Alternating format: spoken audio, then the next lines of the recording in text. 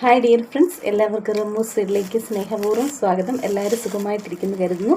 ഞങ്ങളും ഇവിടെ ദൈവത്തിൻ്റെ അനുഗ്രഹത്താൽ സുഖമായിട്ടിരിക്കുന്നു. ലാസ്റ്റ് ഞാൻ ഒരു കുക്കിംഗ് വീഡിയോ ആയിട്ടായിരുന്നു വന്നത്. അതിനുശേഷം വീഡിയോസ് ഒന്നും ചെയ്യാനായിട്ട് പറ്റിയില്ല.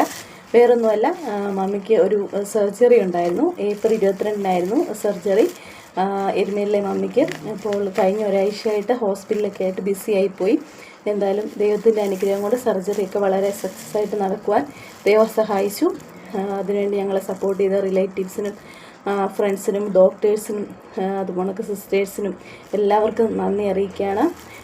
ഇപ്പോൾ മമ്മിക്ക് കുഴപ്പമൊന്നുമില്ല, റെസ്റ്റ് എടുക്കുകയാണ്. തൈറോയിഡിന് അങ്ങനെ മെഡിസിൻ ഒന്നും എടുക്കുന്നുണ്ടായിരുന്നില്ല, കൊളസ്ട്രോൾ മാത്രമേ ഉണ്ടായിരുന്നുള്ളൂ. അതിന് മെഡിസിൻ എടുക്കുന്നുള്ളായിരുന്നു. അപ്പോൾ സർജറി ചെയ്യുന്ന ലാസ്റ്റ് 1 വീക്ക് മമ്മിക്ക് ഒച്ച അടയ്ക്കുന്നുണ്ടായിരുന്നു. അങ്ങനെ പിന്നെ ഹോസ്പിറ്റൽ പനിയും ചുമയും ഒന്നും ഇല്ലാതെ തന്നെ ഒച്ച അടയ്ക്കുന്നുണ്ടായിരുന്നു. അങ്ങനെ ഹോസ്പിറ്റലിലേക്ക് കൊണ്ട് കാണിച്ചു. ഇസമോൾ എൻ്റെ അടുത്തുണ്ട്. ഇവിടെ നിന്നിട്ട് ഓരോ കുറുമ്പൊക്കെ കാണിച്ചുകൊണ്ടിരിക്കുകയാണ്. Hi friends.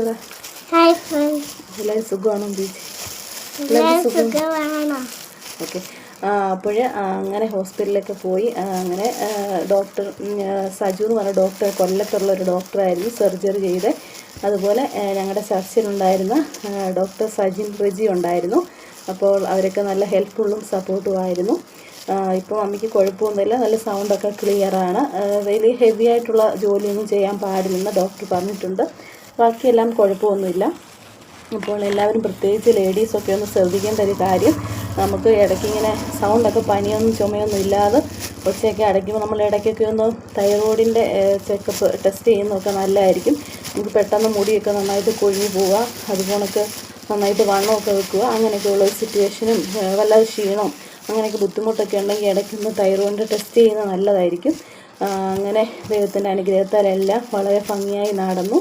അപ്പോൾ എല്ലാവരും പ്രത്യേകിച്ച് ലേഡീസ് എല്ലാവരും ഈ കാര്യത്തിലൊക്കെ ഒന്ന് ശ്രദ്ധിക്കുക.